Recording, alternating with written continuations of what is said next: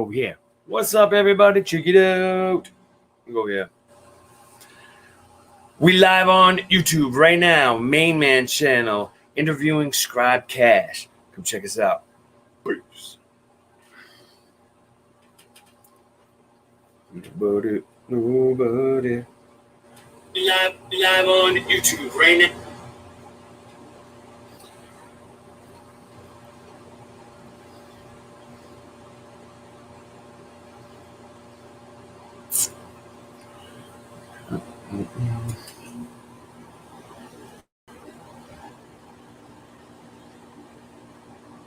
Oh, there you are. I see you. I see you. Hey, whoa, whoa. You moved me. You moved me. What's up? What's up? What's up? What's up? There you are. Wait, I got to figure the camera thing out. There we go. All right. Hold on. I was just showing us. There we go. There you are. See that? See that? Boom. I'm excited to be here. That's cool. It's usually on Saturday night. You know, the algorithm for YouTube is Tuesdays and Wednesdays is the best night. That's why I always do my interviews on that day. Yeah. It's crazy. So how you been, man? Good, busy. I mean, the world is burning right now. So there's literally. Like literally. But you know, I've been, you know, doing my my best effort to, you know, make a difference. So that makes me happy. But absolutely. I ain't really been in the mood to be doing reactions, to be 100% honest. I like took some days off and focused on this project that that you'll see on Monday.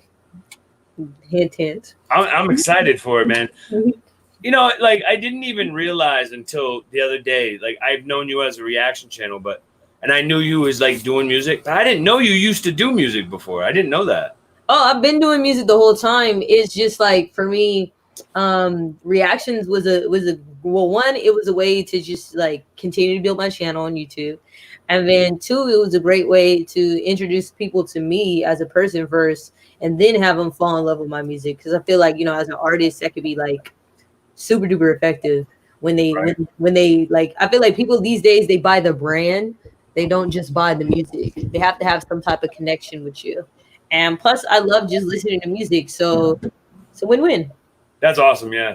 And listen, I was looking at the, like, you have great quality, video quality, man. Like, thank you. So awesome. You know, I've seen a lot of people's videos and like people half-ass their videos, and you definitely know, man. You want to know what the key is? Hold on. It's like, so the key is, is this like, it's the red camera. So this is what I shoot with. Wow. On this and a Sony A7S II, but I shot my feature film on this. A lot of featured films are shot on red cameras. Like 5K? Is that like 4K? It's 4.5. A lot of high quality music videos are shot on the camera. So it's about the camera and the lens, and of course the angles. But it does help to have good music. But I mean, you can have good music all day long, but you know, if your video quality is poor, then it makes it hard to like connect to it. Yeah, there's a lot of things that go with that too. And your music is great, your video quality is great, colors pop out, and you know, and a frequency. I've looked a lot, I studied a lot about it, and like your voice frequency pulls in a lot of people too. I get that a lot. They say that a lot of people say is once they hear my voice, they can't forget it. Like it's a distinct sound. I like. It always sticks in my head with like the what's up, Becca? The I look at you and you look at me, and I look at you and you look at me, and I look at you and you look at me. And so the thing is, like, that was not like something that I had planned to do in reactions. You know, like when you're in the groove of doing reactions, sometimes random stuff just pops out. So one video I said that, in another video, another one is the ring my bell thing. Now I do it for every video. Ring my bell. That was not planned either. Like, it was just something that made me want to sing that song. And then I saw in the comments, everybody loved it. So then that's when I added it into every single, and it became a thing. But when I tell you that was not planned, it was literally not planned. Ring it, ring it, ring it. Hold on. Nobody's like used to me being live on Saturdays, so Becca's here. I was trying to get it out. I was trying to get it, like, I try to like fill it up a little bit. That's why I'm like surprised no one's here. I put it out on my story. That's usually where I get the most interaction is on my story. That's why I posted it on there. But I mean, it's filming anyway, so even if they don't catch it Yeah, up. absolutely. Yeah, I seen the last video you just made with the reactor. What's his name again? Which one was that? The one you just put out. Is it the Forget? No, it wasn't the Forget Corona. It was after that. It was the one with Dwayne. The one with Dwayne. Right. That's Yeah, how. you guys make a great team because he's all over the place, and you are the same. Like you guys together. That was great. Yeah, we really are. That's the homie for sure. I'm glad that's the second song we've done together. I was thinking about doing like a whole collab EP with him, like later on in the year. I feel like that would be cool. We vibe well. We for sure vibe well. I was excited about that, but I'm super excited about my new album's dropping on my birthday, June 13th. 20 songs, 20 music videos. A lot of people. I saw that. That's a lot of videos. So it's not all dropping at the same time. So it's every single week starting June 13th, you'll get a new song off the album and a new music video, but it's in a row. Cool, so man. Every song gets its own moment, you know what I'm saying? And then you really get to see kind of like my vision of what was going through my head when I wrote the song, or just creative ideas that I had, like as far as concepts with the songs. And then, the other cool part about it is just like, well, that makes the actual physical album. People have been pre-ordering. Shout out to everybody who's pre-ordered the physical album. It makes it like exclusive in the sense the only place that you can hear the entire album together, like in its original order, like I had in my head, is by buying the actual album. I gotta make sure to send you a copy. So cool. Send me your DM me your address to mail it to me. I'll put it on my wall. You got to autograph for me. I will autograph it. I think I have a copy right here. I'll put it on my wall of autographed CDs. That dope. So I'm gonna get into the questions, man. Okay, so how old was you when you started? Like, this is all about music. How old was you when you started in your music career, and what was your inspiration at that age to start? Okay, so my career, I would say, started at like 17 and a half towards 18. I had always been around music. I was mainly an athlete growing up. Like I got college scholarships for soccer and track, but I turned it down so that I could do music. It was after I was the BET Awards at the age of 16 that I said I wanted to do this as a career. This is what I want to do. I saw the performances and I was like, yo, I'm going to be on that stage. Yeah. Boom. Right. How old are you now? Oh, I'm gonna be 25. That's why the album is called 25.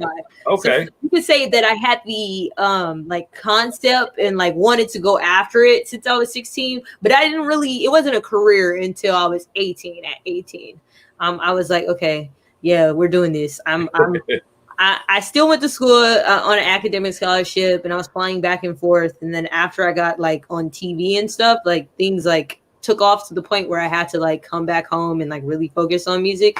But so it'd be going on 6 years. Is that right? Like, yes, 6 years. Yeah. Yeah. 6 to 8, whatever. Yeah. 7 years. Yeah.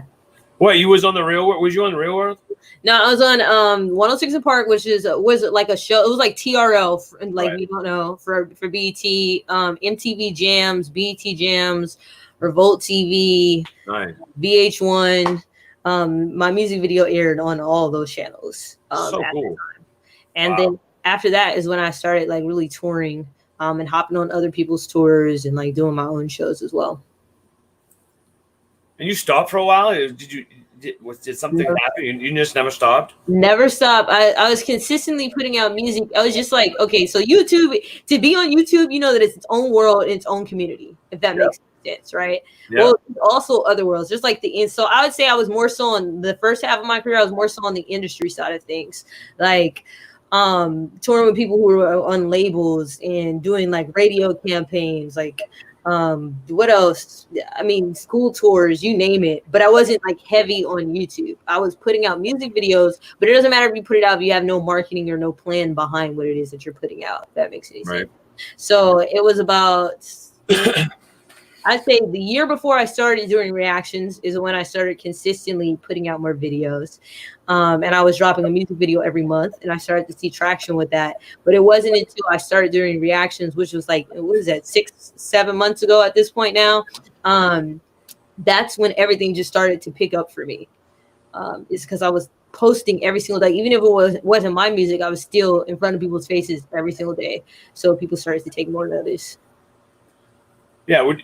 When you get, how long you been doing reaction? Like 7 months, you said? Yeah, like roughly about 7 months. Well, actually, I think it might be longer because it'll be a year in like August. So now, did you start with the Upchurch thing? Is that when you started? I started, yeah, and that was literally on a fluke. Like when I tell you, I was just like, "Who's this?" and I clicked it. Yeah, you got some. Yeah, that's when I found you. Yeah. And it's crazy because it's such a blessing, to be honest. It's such a blessing because I was introduced to this whole other world that I didn't know about. And if you don't know, like coming from California, growing up on the West Coast, it's very liberal out here. You know what I'm saying? Right. Yeah. Not only that, but like our experiences and our connections with certain items. So like you check out the Adam Calhoun reaction I did, like, which it was weird because it kind of like it went mini viral, if that makes any sense, right? And so in the video, he was talking about the which we call it the Southern Rebel flag, right? And in the video, I misspoke and I called it the Confederate flag. Yeah. That's because out here in California, growing up in the environment that I grew up in, that's what we associated with. Because there was actually, I live in the Inland Empire. If you go over to Norco, like, and this wasn't that long ago, the KKK on Saturdays used to have rallies, right? And they used to have you with the burning cross? The burning cross, you could really drive by and see the burning cross, and they would have the the rebel flag. And so my association with that was negative. And then come to find out, and I'm so glad I did that reaction and even had that misspoke response because I learned so much about the South, about the rebel flag, about what it's associated with.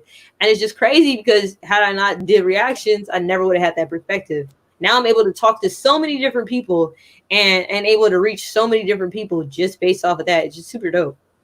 Yeah, I think a lot of people, when it's like embedded, it's in, like you had talked about, like we're kind of trained, from a kid to think one way when we don't even know what it is. You know what I mean? So it's good to to be able to know how to speak about it, because a lot of people, when they speak about it, they don't even know what they're talking about. You know what I mean? So it's good to learn. And Upchurch he's just such a genuine person, man, and I'm glad that you had got that that thought of out of you, because if you never would have done that, you probably would have lived with that. You know what I mean? And, literally. yeah, because you didn't know. Yeah, it's kind of like yeah, you're right. All right, so who are your biggest influences growing up in music? I think before you answer, I think I thought about it when I was watching your videos, man. You honestly look like Aaliyah. Like your whole style was like Aaliyah, man. That's a huge yeah, I get that. I get that vibe. So I'd say like, okay, there's different levels to it. So you can say like fashion, right? I'd say fashion. I'm in like a Aaliyah, Brandy, yeah. Like 90s, like Beyonce type of vibe, like 90s Beyonce. Like that's like fashion wise. Yep. Now, as far as like sonic wise, like when I rap, because it's different when I rap and when I sing. When I rap, I'd say like Lauryn Hill. That's literally one of my favorite artists. Lauryn Hill? Like, yes, the top 5 to me, guaranteed top 5. J. Cole, don't forget, I'm a millennial. J. Cole, Kendrick Lamar. Hey, what's up, y'all? J. Cole, Kendrick Lamar, Drake, and then I just say, as far as like stage presence, like when I perform, which I can't wait to get back on tour. When I perform, like Beyonce is who I look up to. Like, yes, on the stage. I guess it's not gonna matter. Beyonce is like, I had it perfectly, man. I had it perfect. I don't know. I'm looking at you, and then I can see myself, and I'm looking up. Oh, so I'm like, it bothers me that I feel like I'm not looking at you, because I don't want you to think I'm not looking at you. I know you're looking at me. I am looking at you. Look, and I'm looking at you, and you look at me. I'm looking at you. What happened here? Oh, great! Now I messed it all up. It's cool. It'll get right. What's up, Wes? There we go. I freaking messed it all up. I shouldn't have touched it. Now it's going to slide. There we go. Now I got to go way over here. All right. So, yeah. Oh, there's Beck. Beck is like, stop touching stuff. Yeah. That's what I get. I thought if I like hired the camera that I would like level out looking at you, but no, I'm like looking up in the sky talking to you like, yeah. And you're looking right at me. Like your eyes are pointing right at me. And I'm looking where my seat is. This is the seat. That's all. All right. So my next question is, what challenges have you faced trying to come up in the music industry? Several, man. I could list that endless, but I'll give you the quick ones is early on, like when I was younger. Now, mind you, I feel like I found my own lane, and I've always known who I was as an artist and who I wanted to be. But early on, when we were dealing with people in the industry, and like especially at these like news stations and channels and stuff like that, yep. A lot of them are trying to change you into something that you're not. They want you to look like this and dress like this and sound like this and speak like that. So for me, and I feel like this is still somewhat of a challenge still today. It's just like, as far as being a female rapper, there's kind of like this picture that people have in their head. And for me, it's all about the broadening that horizon of like, if we could think of, when we say male rapper, we think of probably like 10, 20 different types of men rappers at the top of our head. So my goal is that we think of 10, 20 different types of female rappers. Like, why does it have to just be one or one person, one type of female rappers, specifically usually like overly sexualized female rappers, or quote unquote super masculine female rappers? Like, why does it have to be one archetype when there's so many of us? And I just feel like for me, I'm trying to overcome that perspective. And then I'd say too, the biggest one, which I'm a lot better with now, is just like money. Money can always be like a blocker. And so what I've done is I say, okay, well, you might have a bigger budget than me. You might have a bigger team. You might have more resources, but you're not going to outwork me. So I'm just going to outwork. I'm going to outproduce going against these artists who have thousands upon thousands of dollars that they're pushing behind their music. So because of that, that just means I have to work harder. I have to get on YouTube. I got to put 5 videos out a day and do reactions. I can't just drop 2 music videos for my project. I have to do 20 music videos, because by the end of 20 music videos, I guarantee somebody's clicking one, like by the end of 20. Right. And so I'd say just those two, the narrative and money, it would probably be the 2 biggest obstacles that I've had to overcome like throughout my journey. Yeah, I can agree with that. And I think, are you just gonna stay independent, or would you ever? I mean, I'm always open to the right situation. Right. But I'm not interested in signing a 360 deal where I have somebody overlooking my shoulder and I don't get to make the music I want. Not only that, but you allot the budget and you tell me how the money is going to be spent for my album. I'm not interested in that, I'll be honest. But if a situation came along where I was able to partner with the label, meaning that they were like, okay, Scribe, we have a connection here, we have a connection there, and we want to put X amount of dollars behind you because we know we're going to make it back. Okay, then write me a check. Yeah. You can write that check. Hey.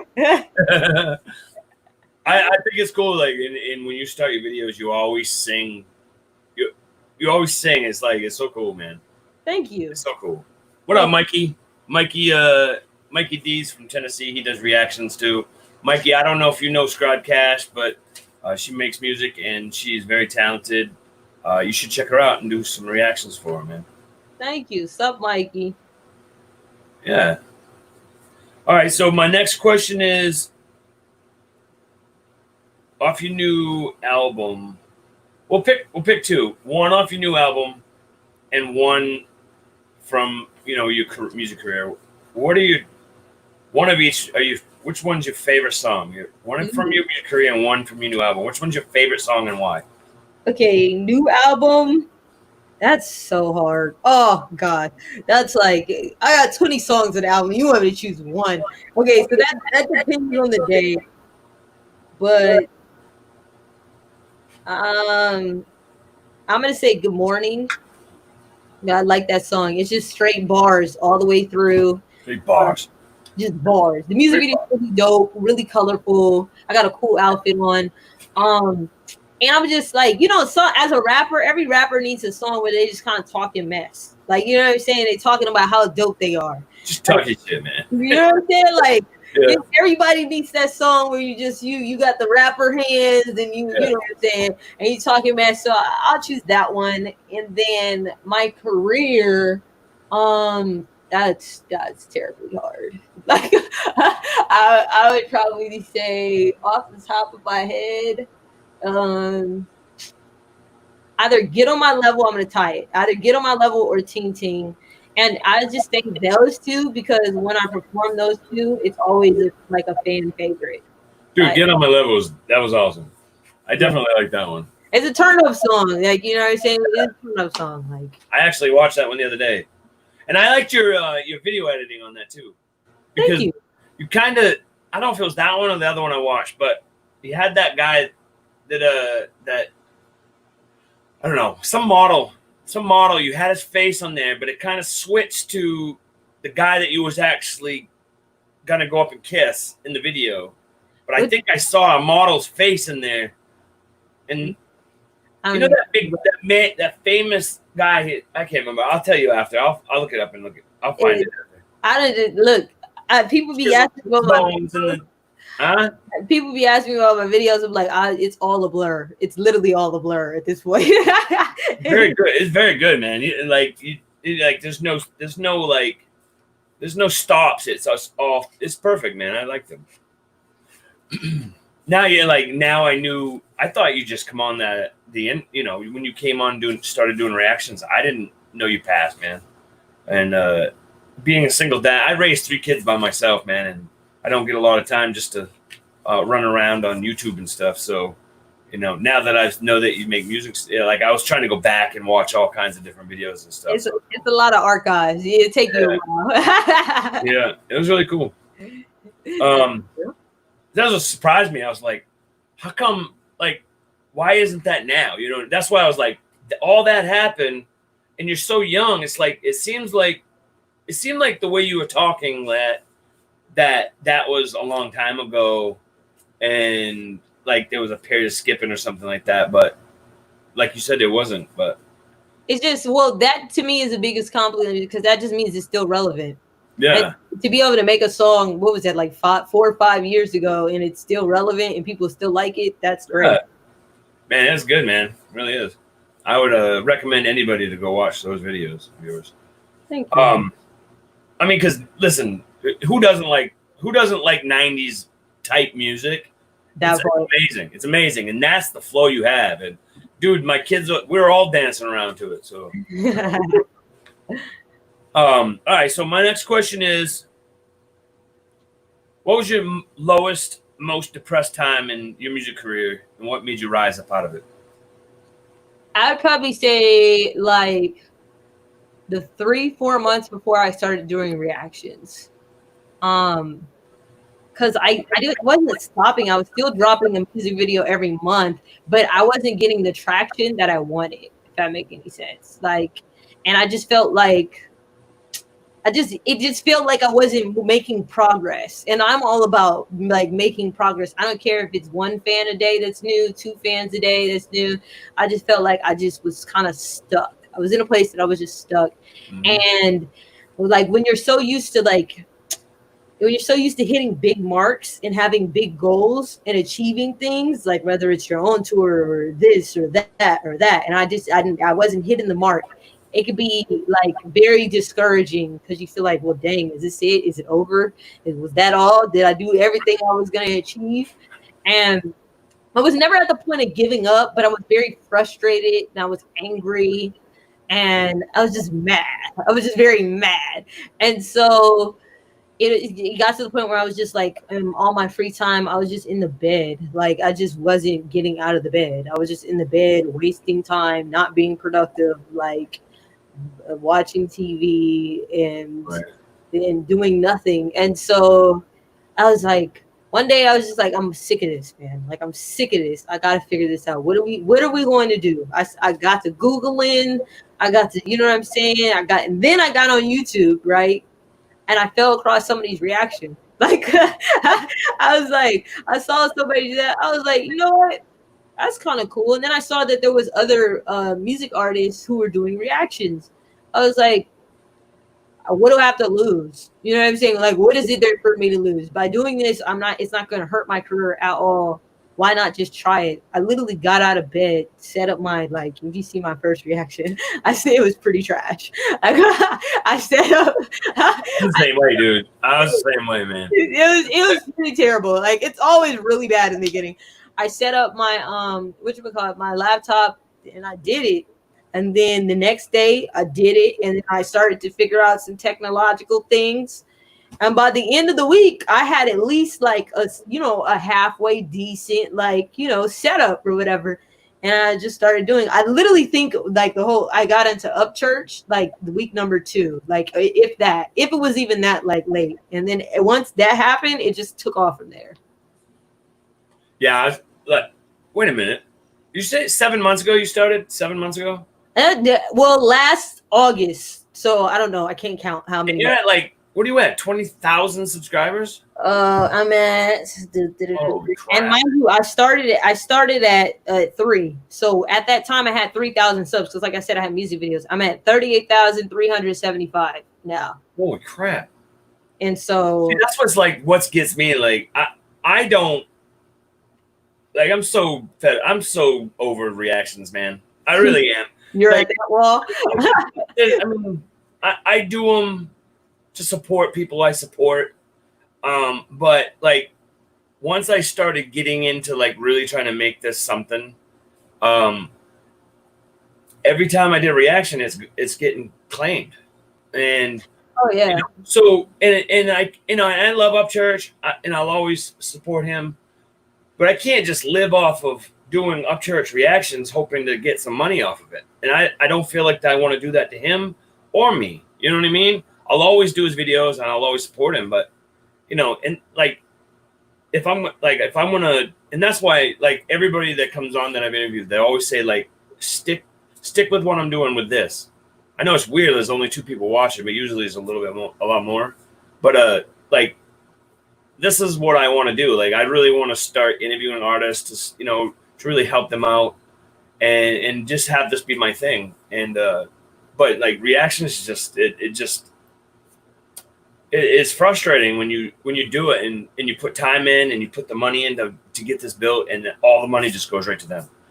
You know what I mean? I totally see your perspective. It also, like, for me, it was never about the money. Like, for me, it wasn't either. It wasn't at first for me. I don't even get fresh. Like, I literally just assume that it's getting claimed. So I literally don't care about the monetization aspect. And I'm not worried about that in general because I have my own music that I'm pushing on the content or on the channel as well. And I agree though, like, creating original content is the best, but reactions could just be your vehicle to get people to come see your original content. Like your interviews like this. Everything takes time, but I do agree that you're onto something when it comes to this. And not only that, just like having a platform in general where artists can come and talk about what it is that they're doing and have a little bit of a longer form for people to get to know them is great. Like, yeah, what I'm actually doing is I do other people. Obviously you're here. I've done other out of the country rap genre. But I'm actually building a story about the country rap genre as a whole, and I'm trying to go through it. And I've done a lot of interviews with a lot of different artists from them, and so that was my goal for that. And I'm going to finish it. I've reached out to a lot of different people, and I won't stop until I get the bigger ones and stuff, because it's really a big goal for me to finish the story. And but I also reach out to other people too, because I'm interested in. Always been interested in music. You know what I mean? And how I can better people like yourself in your career. That's why I do it. Thank you. And we're glad to have you in the space. You know what I'm saying? It is not unnoticed. That is for sure. Yeah. All right. Well, what up, Mikey? There you are again. She does it like we do for fun. No, listen. don't get me wrong, Mikey. It is fun, but when you listen, when you raise 3 kids by yourself, you ain't got time for that. Just tell them what it is. You ain't got time for that. No, it's fun. It's fun. But when do you at some point you get a lot, things start rolling off. You got to start taking things seriously at some point. You know what I mean? And either when you put money into it, when you actually put money into this, it kind of makes it where you gotta, it's fun, but you got to do something with it. You know what I mean? Mm-hmm. And I don't know. I look at it. Yes, it's always gonna be fun. I'm always gonna do it with subscribers, but at some point you got to put food on the table, man. You know what I mean? Yeah. So I agree. Yeah, but it's not like doing these is not what Obviously, I'm not making money on any of this. I do this for the artist and stuff like that. And this is my last question for you at the end of the night, and I'll say it now is, what can I do to better myself as a YouTuber? And what could I do other than reactions and this to be a better YouTuber? Because obviously I'm not doing something right with where 4,000 subscribers and only 3% watch my videos. So I got to change something. You know what I mean? Well, there's all sorts of things you do, but just like off the top of my head, right? Okay, so just off of videos in general, I'm sure you're aware about thumbnails, titling, SEO, all that contributes. And a lot of people don't understand it's literally just like choosing content that is already popular, that's going to be popular. So even if it's like you creating videos about content that's already popular, just so you're getting more traffic on your channel, like, because a lot of things just have to be a catalyst. Like, use something as a catalyst that brings people in, and then you start spoon feeding them the content that you really want them. Like these interviews, you start spoon feeding them that content. Yeah.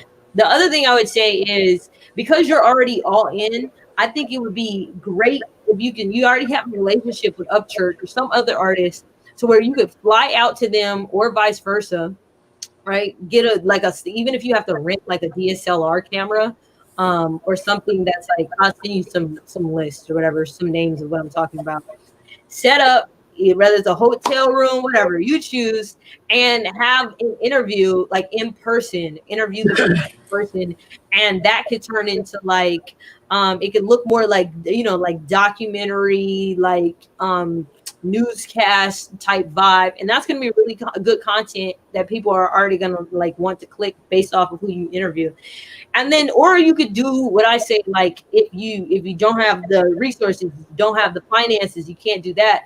What you do is you kill people with volume. You know what I'm saying? Like, just keep doing things. But on a like I said, I do on average on my reactions, I do 5 videos a day. So out of 5, and I do it across genres. So I have like 2 rock, I have a hip hop, I have a country. You're clicking something. You like something, you're clicking something. Right. Like, kill people with volume. If you're not going to do reactions, then what you need to be doing is you're on Instagram, right? And this is what I'm giving you a real gem, because this is what I used to do to get in contact with people, right? So you go on Instagram, let's say you have an artist that you like or you want to interview. What you do is you see who that person is following, right? Then you follow those people. You get to interact with those people. The chances are they're less busy. Then you tell them, hey, I'm trying to interview such and such, such and such. Do you have an email I can get? Blah, blah, blah. You spend hours doing that, and then you build yourself a list of people you're going to reach out, contact, right? Yeah. Emails to people. And then the other thing is bug. Do not feel like you're a butthead for bugging somebody, because at the end of the day, all somebody can tell you is no. Yep. So before you bug people to get on your show, bro, the more people are going to come and receive. And so, like, off the top of my head, I feel like that's what you could do to take your channel to the next level. And if you look at like let's say like other interview channels, right? Like before we're famous and stuff, they're pumping out videos every single day. Like, so somehow, and I have all the answers, Sway. I really don't. Yeah. But somehow you got to get to the point where you're doing these every day. And like I said, it's volume. So even if one video only gets 10 views and the next one gets 1,000 views, your volume is what's going to get you there. Like, and you'll get there within 6 months to a year. And because it's all original content, you get to monetize that. So it's like, it's almost like the Walmart method. Walmart's like, okay, why would we charge $100 for a bouncy ball when we We could sell 1,000 bouncy balls for $5, like, you know, and sell more. Like, I Yeah, think. it's yes, you're right. But you know, being it also taking a factor, you know, my kids are getting older, but raising 3 kids by myself It's time. is so hard. This is why I do them so late, is because I have. If I don't, then I'm not gonna be able to do it. I'll have all 3 of them on top of me. You know what I mean? I understand. Oh, okay. So here's a good gem. Here's a good gem. Now, this is like separate from the channel. There's this book, right, that I read, and it's just like, oh, it's just got me pumping. You know what I'm saying? It's just got me going. It's got me moving on a whole different level in 2020. It's called Can't Hurt Me or Can't Break Me, might be the name, by David Goggins. Mm-hmm. If you haven't heard of David Goggins, like, start looking him up on YouTube. And it's like super duper motivational, but he also gives tips for like people like us who are busy. Mind you, you're busier than me because you have kids. Yeah.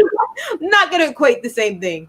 Like, but he gives lots of tips and advice on how you can, you know, help with scheduling, and just not only that, but just motivational, how you could stay pumped when you already have so much that's on you for you to overcome, and you already have so many responsibilities. Like, read that book.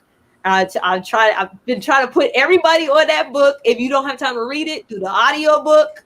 Right. And it will literally change your life.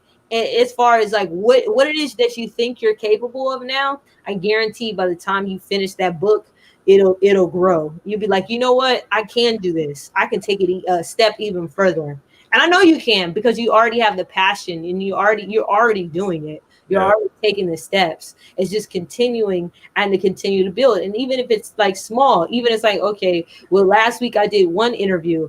Okay, this week I'm going to do 2 interviews. Next week we're going to do 3, and it just build it up from there. Yeah, my friend, the really young swag, he's been talking to me about it, and like a lot of my subscribers that I talk to, because if you've seen my reactions, you see that I do it my way. I don't do it. I have never done it with the other way, where everybody does it. No. But I'm trying right now to change that. I actually have OBS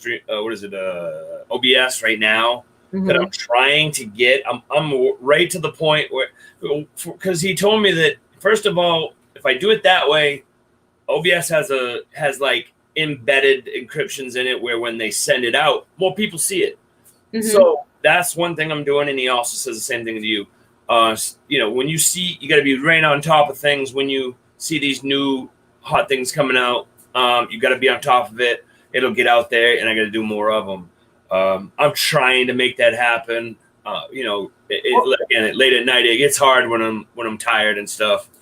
You know, OBS makes it a lot easier, though. I'll be honest. When you're doing like it makes it. I don't even have to edit my reactions anymore. I have everything built in OBS to where I'm just pressing starting, stopping, and then I upload straight to YouTube. So like, you can teach me how to use it, because I can't. I got it to the point where everything, I can see myself in the top, and I'm in the box, but I don't know how to do the reaction while I'm in the OBS thing. So. It's a window. It's called you do window capture, right? Yep.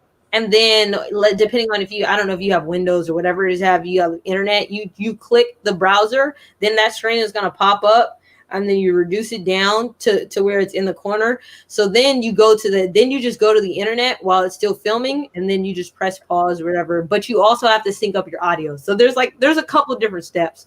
But I can send you the links to the tutorials, right, on YouTube on how to do it, and you can do it. But I guarantee once you set up OBS and you start using that for your videos, your time goes down way, and you'll be able to bump out way more. And you'll be like, oh, okay, I could do 3 of these a day. All right, cool. A lot of people, my subscribers, have said, we like it the way you do it because you're different. But I got to get with the flow, man. I got to get with, I got to get with the times, man. You know?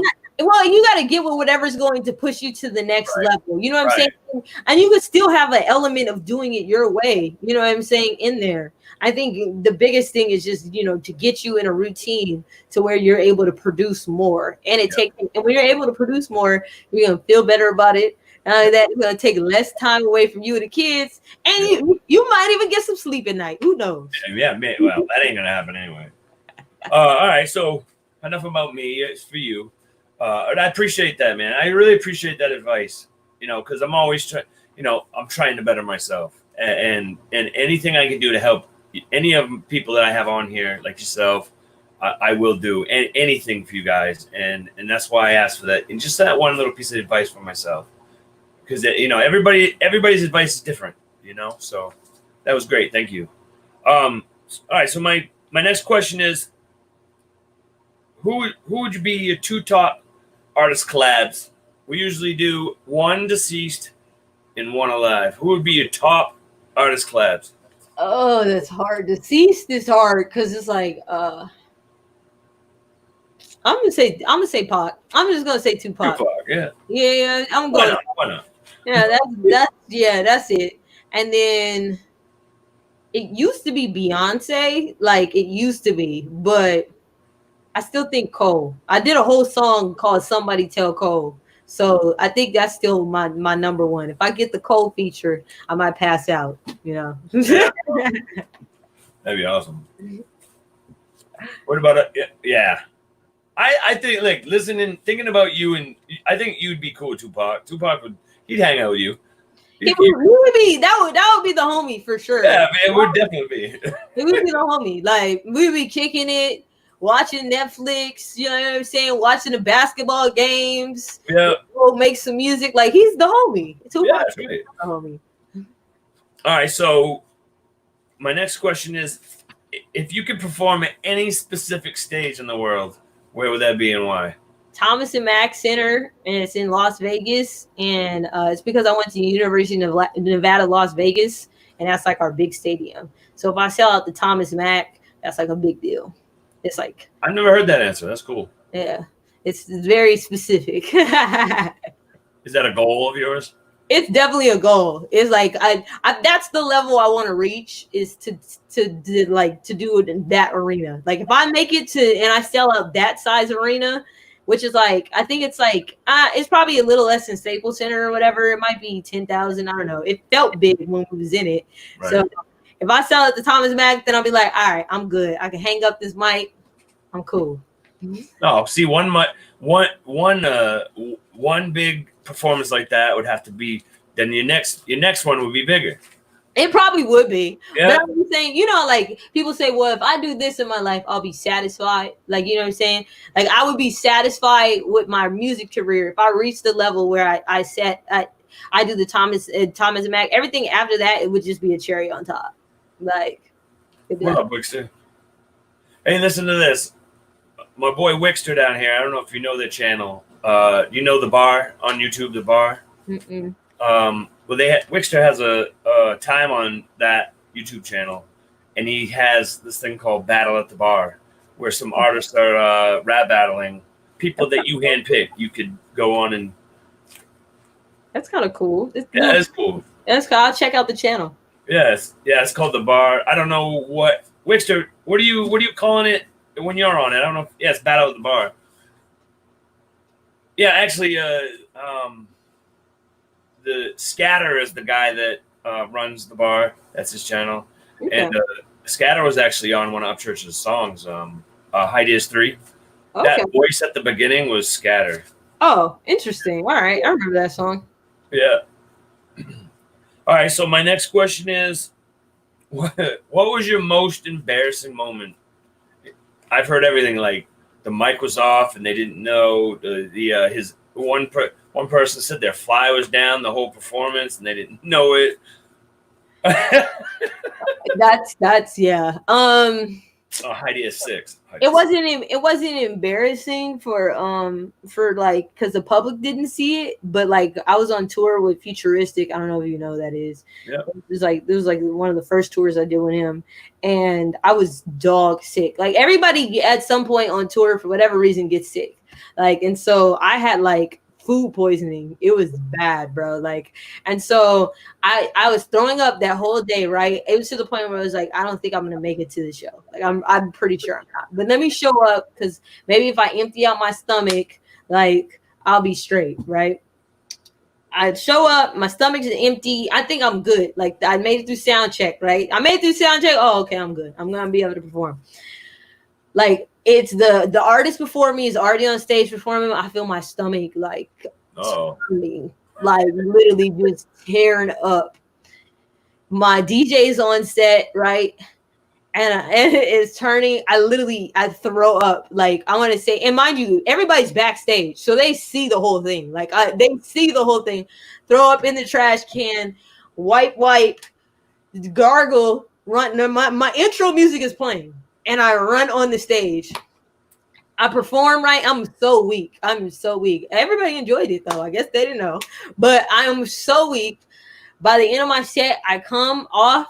I'm throwing up backstage again, like and everybody is watching. So, but I wasn't embarrassed about it because I was like, I'm sick, but it was definitely memorable. You still pulled it off though. Hey, I don't know if you know, Michael Jordan just had a show on TV, a series, and that reminds me of we just found out that flu game was food poisoning. So, but he still pulled off that 56 points or something like that game. That's psycho. That's what that is. That you're not human. You're an alien. You're an alien. You're an alien. 56 in the flu. Yeah. You should get the flu every day. So Wixter says jams. I just write in your information the way you wanted to look at, Wixter. Yeah, just all you gotta do is look up the bar. That's it. Yeah, they're pretty cool people over there, man. They do interviews too. Okay. All right. Trying to read comments over here. All right, so my next question is, if you could have anything right now in the snap of a finger, what would it be? A house. Yeah. I want to, well, that would be specific. There's this lot that's down the street from my parents. That house, right? You know what I'm saying? That house. Yeah. I want the lot that's down the street from my parents' house, and I want to build a house on it. Like, cause it's dirt or whatever, but that. Other than that, I don't know, I'm not into material stuff like that much, but that house, if I can get that house, yeah, let me get that. Cause that's what I'm working towards right now, is saving up to buy my first house. Nice. But I don't think I'm going to be getting that house for my first house. But it would be nice. We just put it out there. You'll get it. Thank you. All right. So my last question, where have you toured? Have you toured many times? Where have you toured? I've toured, I think I've been on 6 or 7 tours, and I've pretty much been in every single state except for Alaska and Mississippi.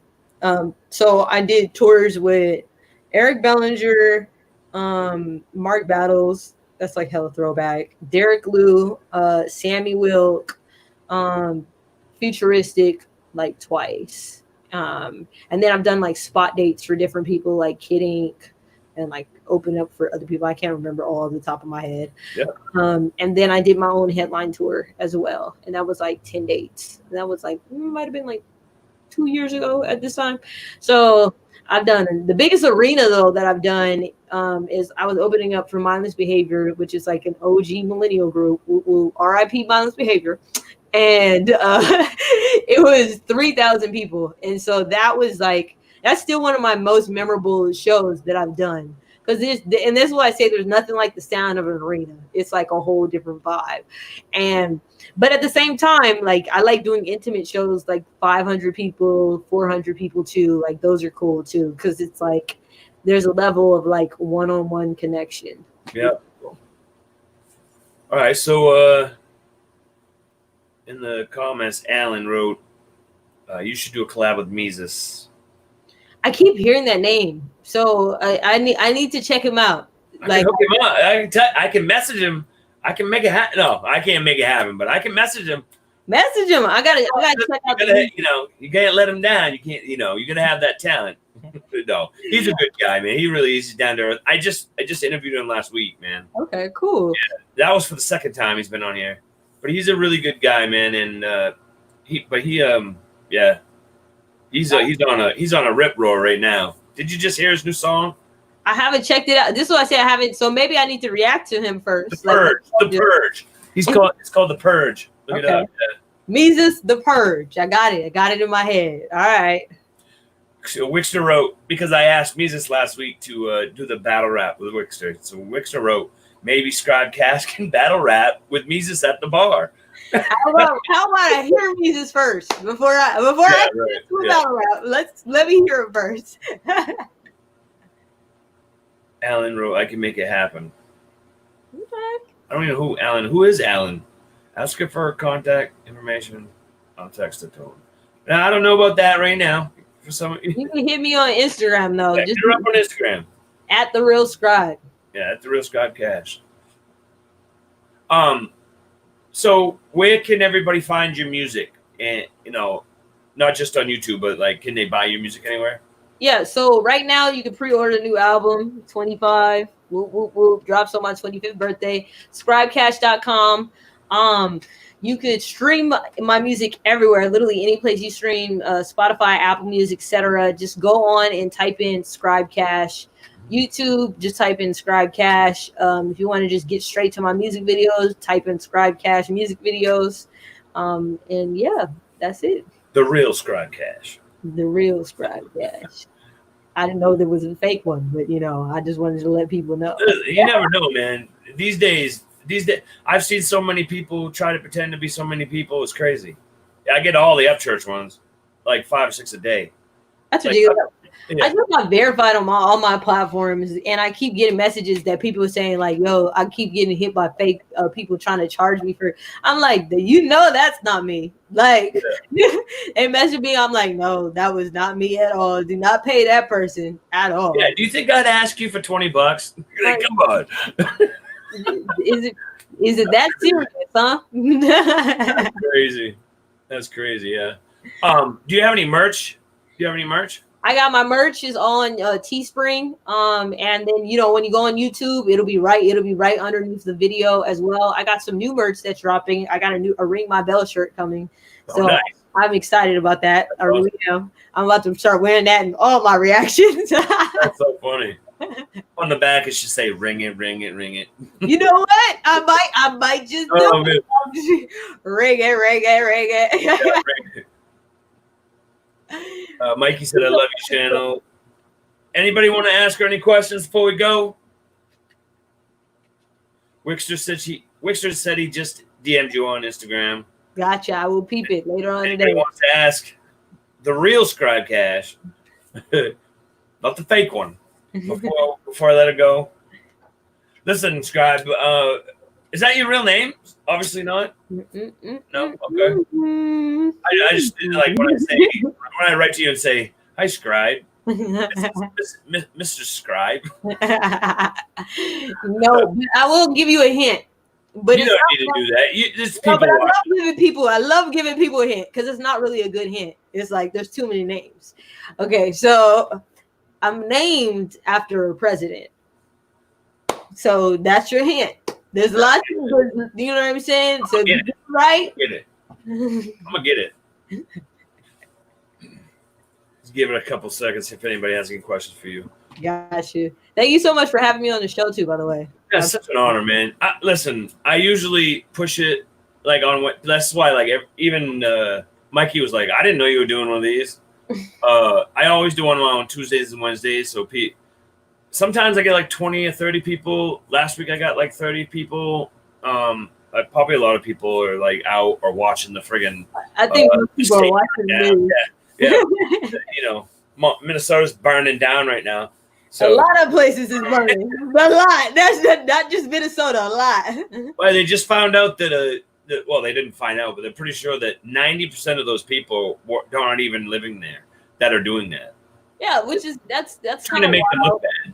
And then not only that, but I saw some footage. I guess there was some undercover police officers who were triggering some of the looting and stuff. But that's not, that's not just because they started it doesn't mean there was lots of people who ran in the building. Let's be honest.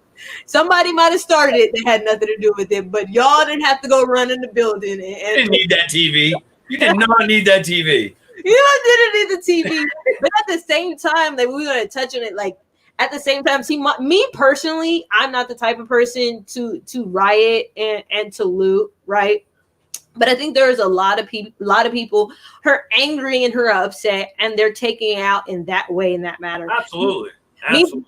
Me personally, I feel like, I'm going to use my platform to promote positivity, to promote seeking justice. Specifically, we're talking about the George Floyd incident. Like that's my goal, to create art that continues to push the conversation forward, and to be inclusive of everybody within that conversation as well. I think that I may be in a particularly cool position because a lot of my demographics are people who don't necessarily look like me, to have conversations with people and to give them a perspective, and also to be open to listening and hearing the opposing perspective and the opposing side to things. I also think, in particular, in the George Floyd situation, I have a interesting perspective because I grew up in a household where both of my parents were in law enforcement. So if we're going to talk about understanding what proper training is, I do know for a fact that what took place in that incident was not proper training. Nope. At all. And me as an African American person, so there's one thing, people are saying that the media is pushing the race agenda. And I agree to a certain extent that the media pushes it a lot harder than what it needs to be. But as an African American person, I feel like we can't negate the fact that their race could have been a play in this particular situation with how they dealt with this person. Another video came out right before we had got on, and there's literally a video of them and the police. Like, you got to see it. Watch it for yourself. But he's already handcuffed in the vehicle. The doors are open, and they're literally hitting him while he's in the police car. And so this is before that he was dragged out and laid out on the car. So, but if we're going to talk about race in general, though, you see this video, right is right, wrong is wrong. There's no way you watch this video and be like, oh no, why did you hold him down? Even after he was unconscious, you kept his knee. And he wouldn't let the cop wouldn't let the paramedics even check him. He wouldn't. He said no. So this is my question. I was going to write this to you the other day, and I erased it because I wanted to actually ask you in person. Like, okay, so I've seen so many people say, if I was there, I would have stopped him. Mm-hmm. I would have stopped him. All right, so say we were standing there and we were filming that happen. Mm-hmm. Instead of watching the cop, we knocked the cop over and we knocked him over. Mm-hmm. And then George didn't pass away. Okay. But what I'm thinking is, like, if we would never have known, if he wouldn't have got that far, and we would have got arrested for knocking the cop over, and he wouldn't have died, how would we have never known he even would have? You know what I mean? So you're taking it like, if I would have knocked the cop over and he didn't die, like, we never would have even known if he would have or wouldn't. So I would have gotten in trouble, he would have gotten in trouble, and there never even would have been the situation. So, like, maybe George wouldn't even have cared if I even did it or not. You know what I mean? Like, how would we know if that would even have been the right thing to do at the time? You know what I mean? Like, I'm thinking driving me nuts about it. Like, well, I get what you're saying. I think that when people are saying I would have knocked him over, I think they're more so talking about if another situation had presented itself, that if they see the same thing again, that they would step in and act. Right. Like, and from that perspective, I'm not saying that I would be one of those people to knock the person over, but from that perspective, I see what it is that they're trying to say. Now, I also see what you're saying is like, well, if we would have stopped it, we wouldn't have known how just horrible this particular police officer was, because this is, you know what I'm saying?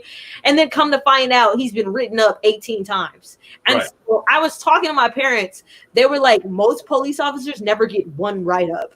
Like, in the history, my father was in law enforcement for 30 years and doesn't have any type of a violent assault or any type of a write-up. They say in order to get written up, like even to get a written complaint about you, there are so many steps that person has to go to for you to get. 18 times that person has been written up.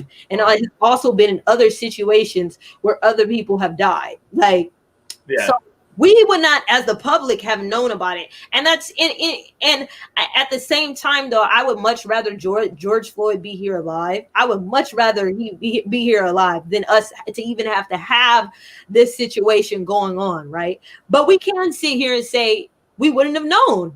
And not only that, I feel like, as African American people, we have been talking about these instances for a lot of years. You know what I'm saying? There are African American people who have gone through similar circumstances for a lot of years. But this time, for me, it feels a little different because I feel like there are a lot of people not of color who are part of this conversation. Yep. You know what I'm saying? And are now made aware as to what the argument has been this entire time. Yep. Every situation is not a race situation. So let's sit here and say that. Every situation is not a race situation. But it is the truth that there are situations that involve the element of race as to why the outcome turned out the way that it did. Like, I feel like it's important to talk about both aspects. But at the end of the day, right is right and wrong was wrong. I really wish that race was not a factor in a lot of these situations. I really did, because at the end of the day, everybody should be treated equally. Absolutely, man. Absolutely. I feel like, that cop's gonna get his, man. He don't want to go to prison. he don't. You think people out here are riding? You wait till, dude. That dude is gonna, when he goes to prison, he's not gonna have a good time. I mean, and my prayer is that he does, but let's not act like there hasn't been situations before where officers have been charged and then they got off. Yep. This cannot be that case, because if you think that America is rioting now, if he gets off, oh my God, yeah. Like, this is not something that they need to jack up. This is something that has to be done right, and it's all across America. A lot of people are on the same accord of this is just flat out wrong. But for me, it's not enough. For me personally, I feel like it's not enough for one officer to be charged. There are 4 officers involved, and if you see the new footage that has came up, then you will see just how those other officers were involved in this particular situation. I'm not saying they all need to be charged with murder, but they all need to be charged and put on trial, and we see where the chips fall where they may. Because let's say it was a regular citizen incident, right? And 4 people were there, and one person, killed the person, and those 4 people were there and they didn't stop, they're getting charged. So I feel like, why do we have a double standard when it comes to police officers about the law? You should be held at a higher level, right? Because you signed up to deal with these incidents. You signed up to be engaged. That's like going to Afghanistan, right? And you mad that you have to shoot your gun. You signed up to shoot your gun. Right. Like, that makes no sense. You signed up to be in situations where violence may occur, where you're dealing hand in and night in and night out with different people, where there's a possibility that you may not go home. So for me, the whole excuse of I was at fear of my life, and magically that sentence is getting referred a lot when encountering African American males.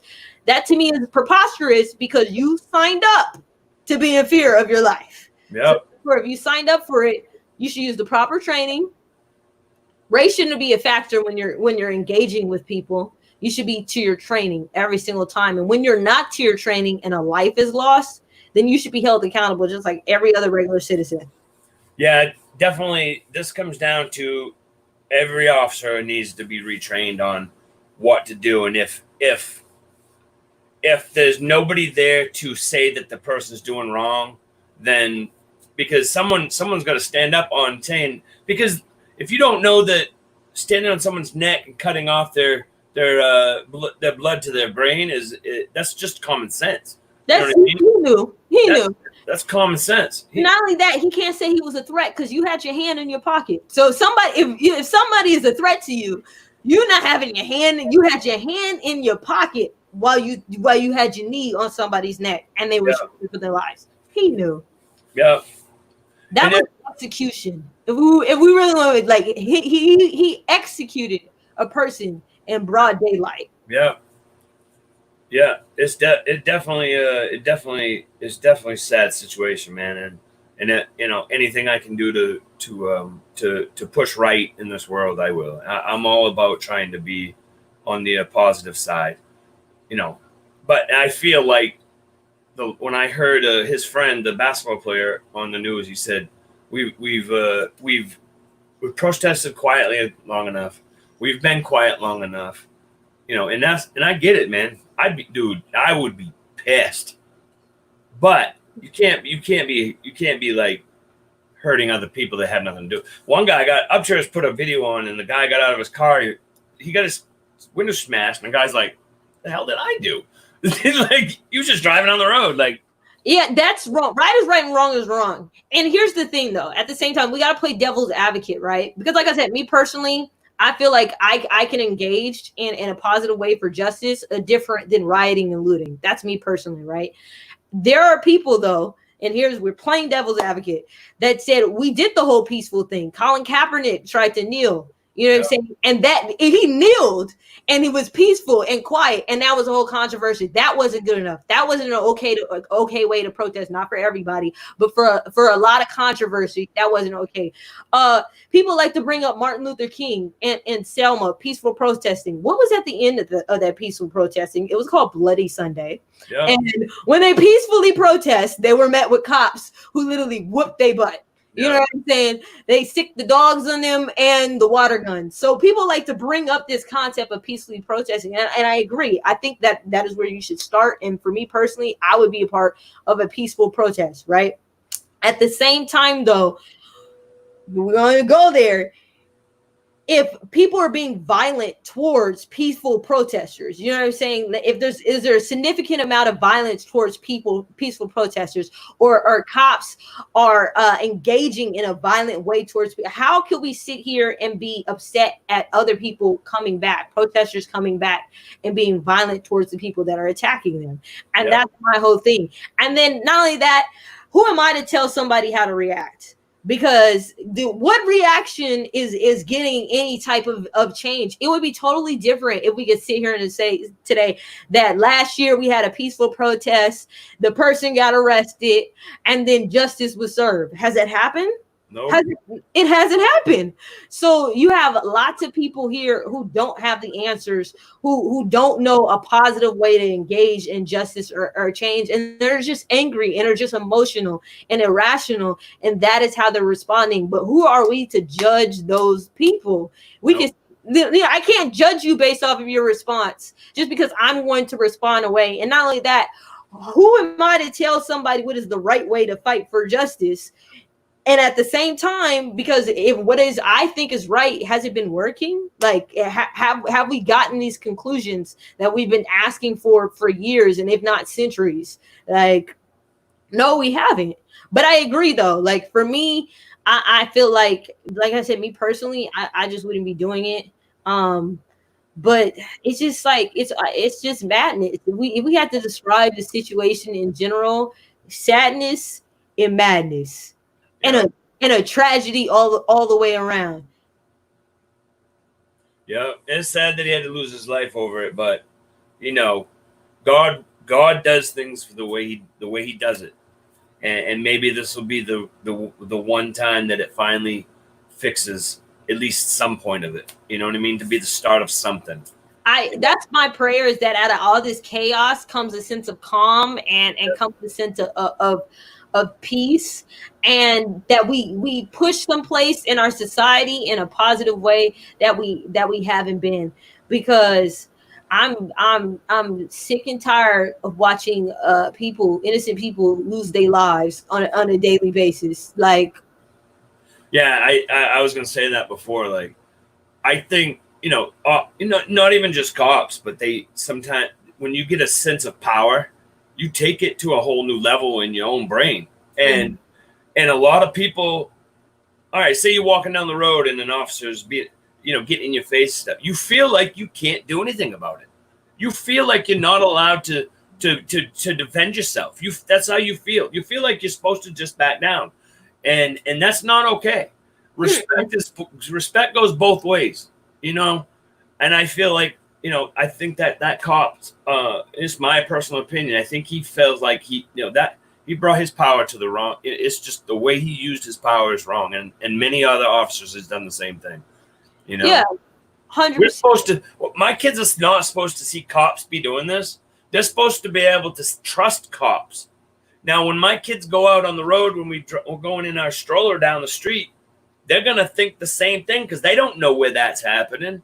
They're going to see these people talking about cops, and they're going to learn to not trust them, because and we're supposed to be able to trust the people that are in charge, but we can't. It's sad. It is. When the police are supposed to protect and serve, the only thing they've been serving up is butt whoopings, shootings, and this is not all police, but the bad police have been serving up butt whoopings, shootings, and violence. And where's the consequence? Anybody else, you do those things, you have a consequence. And I honestly think that's really what America wants. We know we can't weed everybody out, but there should be a consequence for people's actions. If you expect the everyday citizen to hold themselves accountable, why is it that people of power or people who have a certain a privilege are not held accountable the same way? Yeah, exactly. Well, I'm glad we got to talk about this. Such an honor to have you on. Thank you. I could go on with this for hours with you and understand you more. And it's good to be able to understand you more and have you be able to understand me too. You know what I mean? And thank you so much. For people to be able to talk about it, this is what needs to happen. Mm-hmm. Should go all around the world. You're a great person, Scribe. You've always been good to me. Even when I, started off being kind of a jerkish person, like thinking you were a jerk. It didn't bother me. I was like, he just don't know me. He just don't know me. Well, I'm glad I got to know you, and it's such an honor to have you on here, for real. Thank you. Have a good day, guys. Love you guys. Bye. All right, Mikey. Talk to you guys later, man.